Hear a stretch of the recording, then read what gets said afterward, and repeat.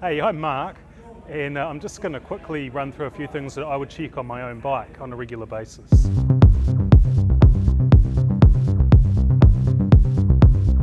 So the first thing over here on the clutch side is I just check my clutch free play. So what I want to see is that the handlebar, just been without a lot of force, just being able to move about 3 millimeters. If it's any less than that, then I unlock the adjuster nut here, move the adjuster so that I've got that 3 millimeters of play. And if there's a lot more than that, if it's moving like that, then I tighten it up a bit, and that helps keep my gear changes nice and predictable and smooth.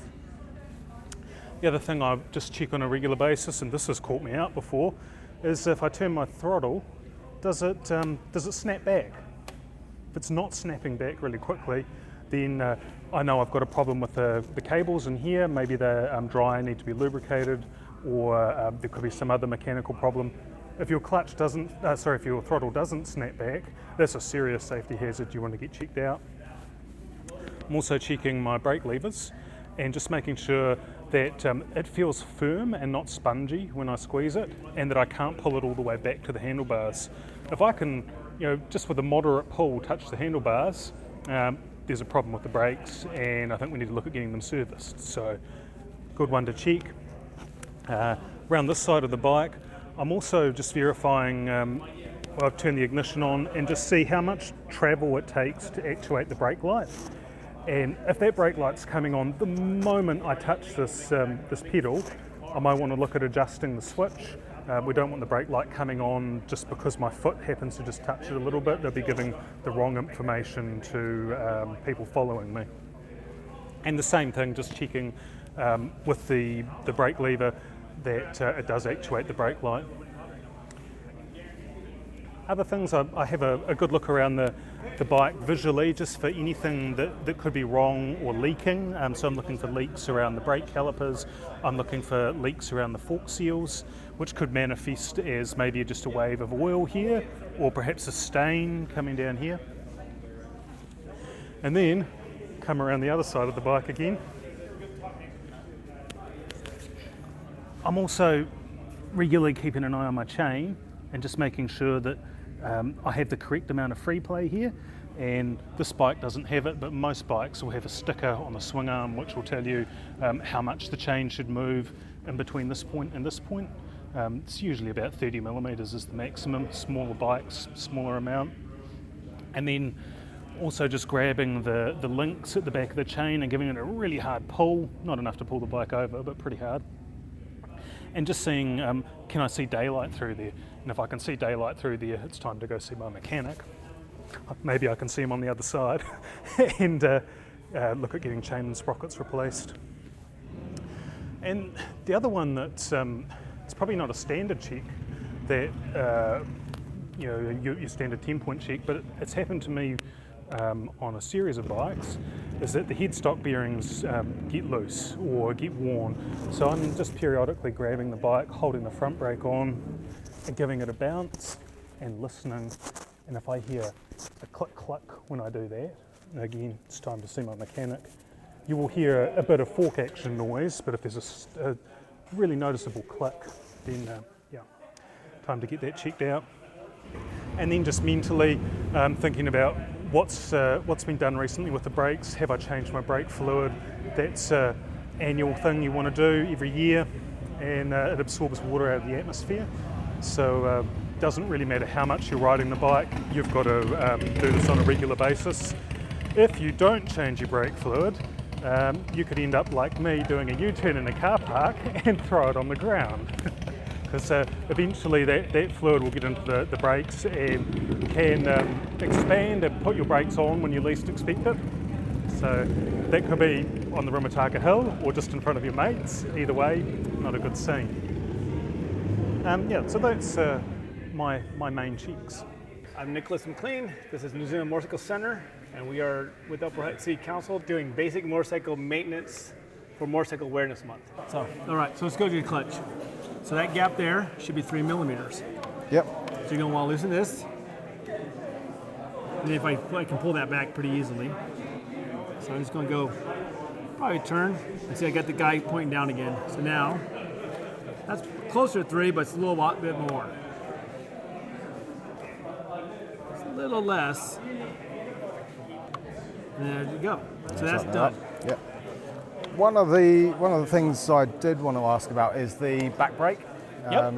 Like checking the pads on that, because I've done there's 47,000 odd Ks on it now. 47,000 K. So you just had your valve adjustment service done. Yeah. They should have adjusted your valves just recently. So they should have, if they did it right, they should have done everything and gave you notes about your brakes. Okay. But we can start with your front brakes.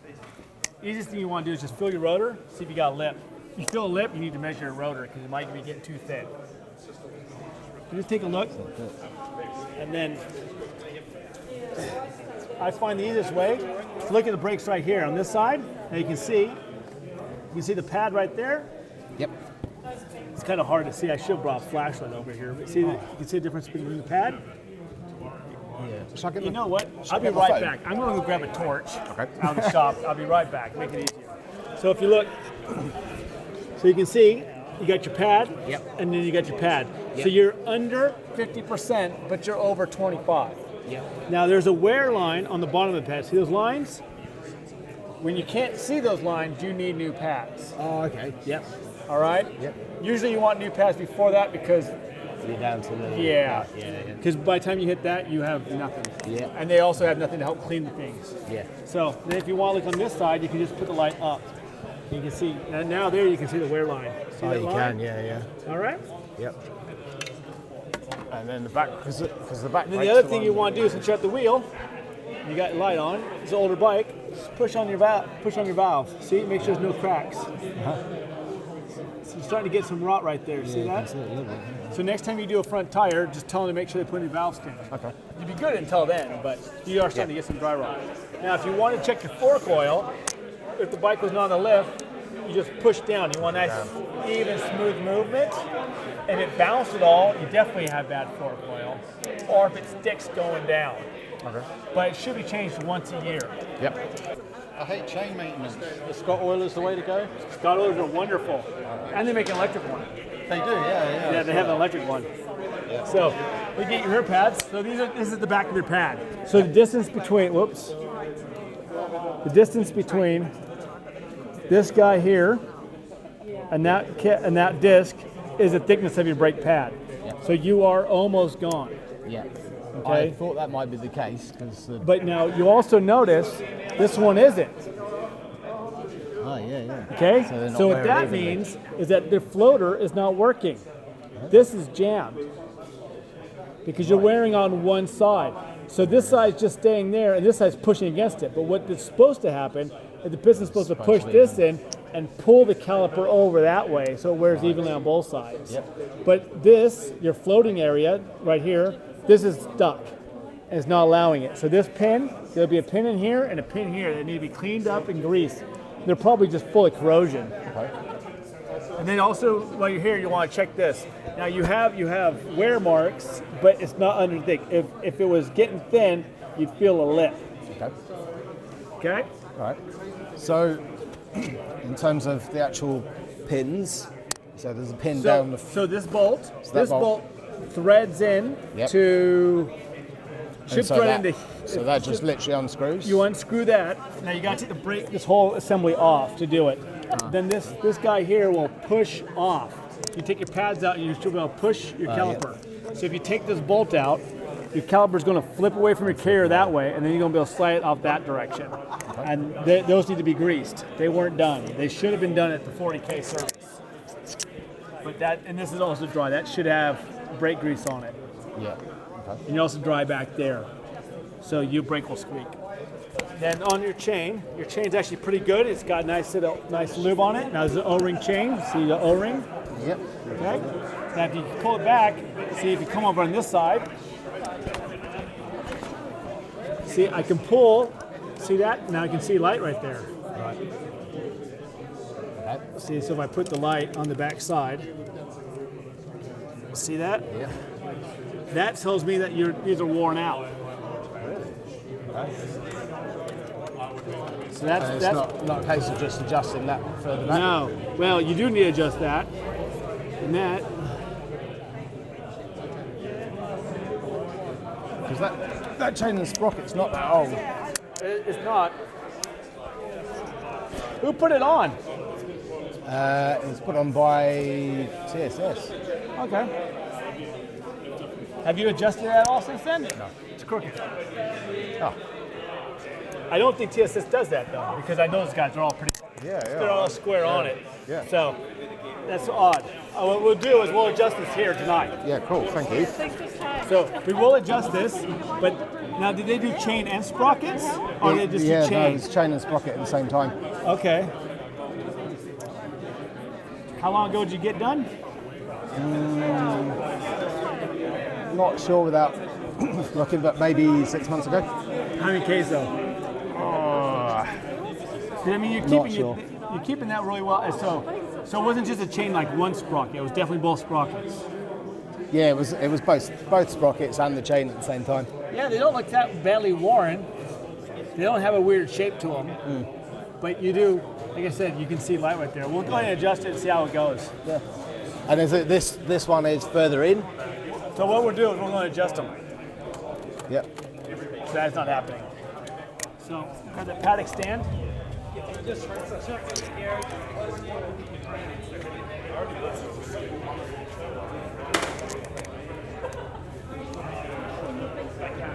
Have you ever adjusted your chain before? I've adjusted it before on the old chain. Okay, so you know how to adjust your chain? Yeah, I think I do. Okay. But it'll be good to there's know a if I'm couple doing it tricks. right. And one thing that with these bikes, these have a pressured swing arm. So you can actually get the chain tension crooked if you don't pressure the swing arm. There we go, it spins. So it's a 24 and a 12. Yeah. Yeah, it's fine. Yeah. This is great because I can. This is great coming up and seeing this. Nearly 7 years now. So. 22. And so do you do a lot of your own maintenance on your bike? Not so much with the motorbike. I do a lot of push bike maintenance. I'm quite comfortable with that, but I'm a little bit hesitant about doing too much maintenance on the motorbike, just because you're going so much faster, and I don't want to. If I screw something up on my push bike, then I'm doing 20, 30k an hour. But So the trick is you only go one turn loose on your nut. yep, Okay, if you go too far, the swing arm actually spreads on these. right. And that's what causes people to get them cockeyed. They'll get them adjusted right and then tighten up and then twist. And a twist. Because it's Yep. a spread Okay. swing arm. So you go one turn, Okay. okay? Now, oh, you notice how those didn't even have a tension on them? So Yep. it wasn't tensioned on the back. So Right. now we rotate that and find a tight spot. Hey. Actually, it feels like a good sprocket because it doesn't have a tight spot or loose spot. Okay. So that's a tight spot right there. So I'm going to adjust that, and it should say. That doesn't say on that one. He's got a lot of slack right now. And so you didn't undo that one though. You don't have to undo that. You don't have to undo That's a that one. bolt. Right, Goes all the way okay. through. Oh, You okay. one turn on your So nut. only one turn on that side. One turn, no more than one turn. Okay, interesting. This is really handy. This is great. Okay, so that about there now.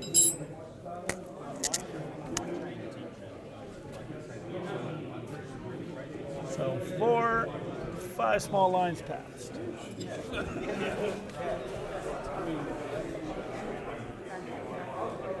Four, so I got to loosen this one up.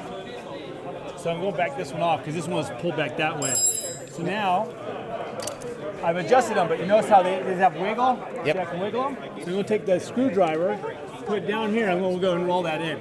And now that pulls everything tight against the stops. Ah, okay. Okay? And now I'll check the chain tension again. And it's quite a big difference there. Yeah. Because it sucked them in. A little more.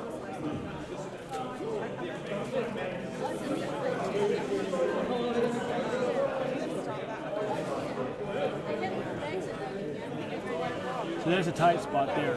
See that? Yep. And if I go See, So you want to always tight. You always want to adjust at the tight spot, which is right there. yeah. So That's you good get that because I spot. didn't know that, Yep. and I didn't know that and those did not both have to be. Yeah, you want to keep them pretty close. If you're within half a mil, you're fine. I mean, Yeah, you're yeah. not going to feel it. But so here. No, you I'm can sorry. see- I meant the actual bolt. I didn't. Oh, realise it's that one bolt. didn't So you have need- to. So we Yeah. got 4, and then we're right. Our 5th line's right there on the edge. Yep. And we got 4, and then I need to adjust this one a little bit because our 5th line's still not on the edge. So, yeah, all right, there. So it's 4 and the 5th on the edge. Now, I'll put the screwdriver back in when I tighten it. And what that does is that's holding pressure to keep all this tight against the swing arm while we tighten this nut. Now nothing shifts. Because if you just tighten that, those two actually still stay loose because they don't pull up.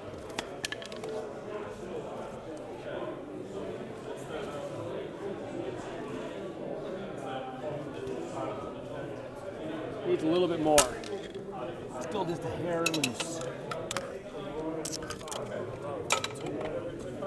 And then it's a case of just locking those two Well, nuts I against lock each those other. after I tighten everything else up. Yeah.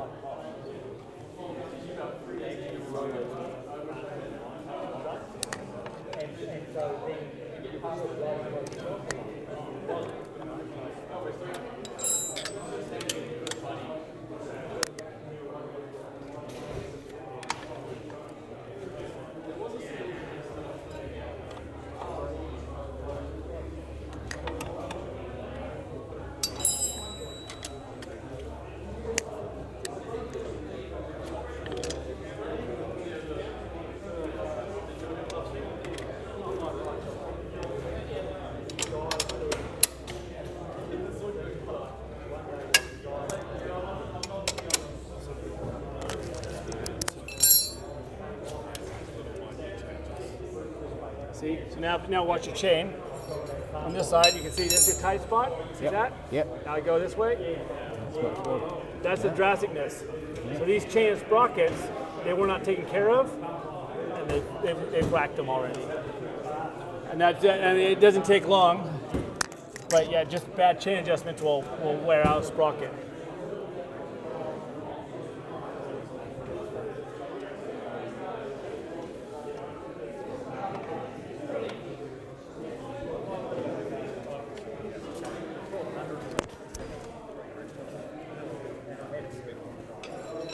And then the other thing is the question I was asking about the actual hydraulic fluid as well.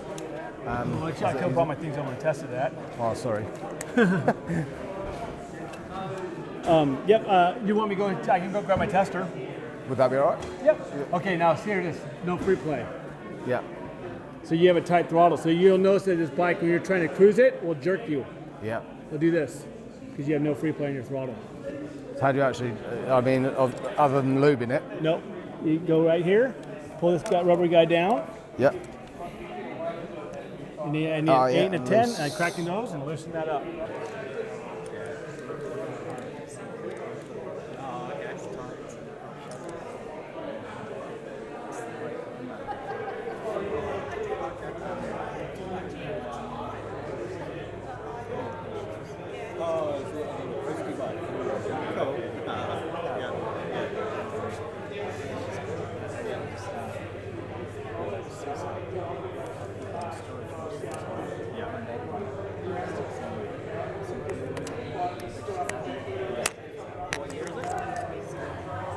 So there you go. Now you'll be able to cruise it without jerking your Awesome. thing around. Yeah. Cool. Yeah. We were just asking Nick how much these paddock stands are as well. Pack stand's about $120. Is that all?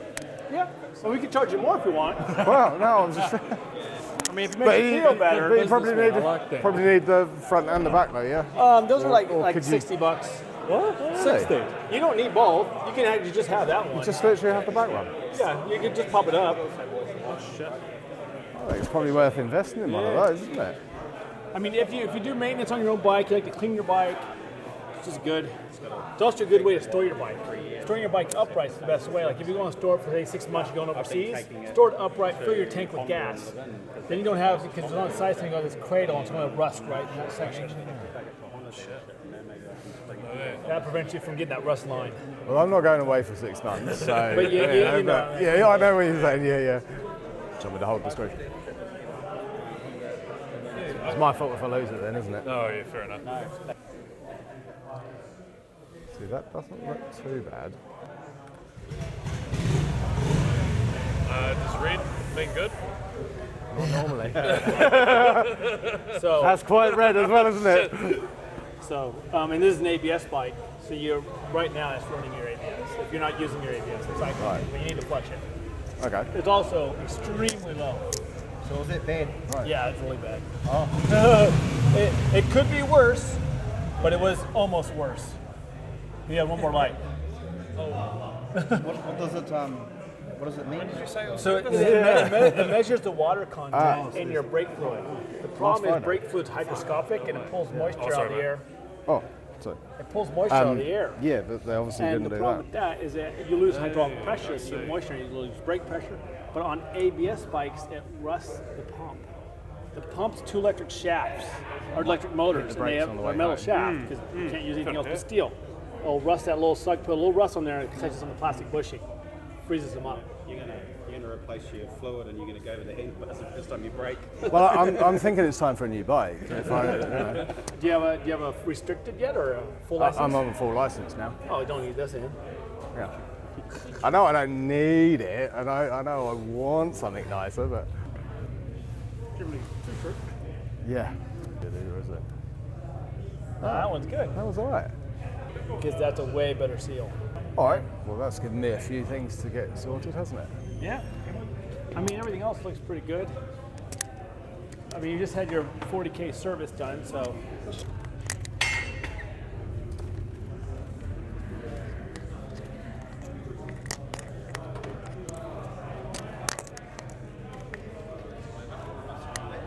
Yeah.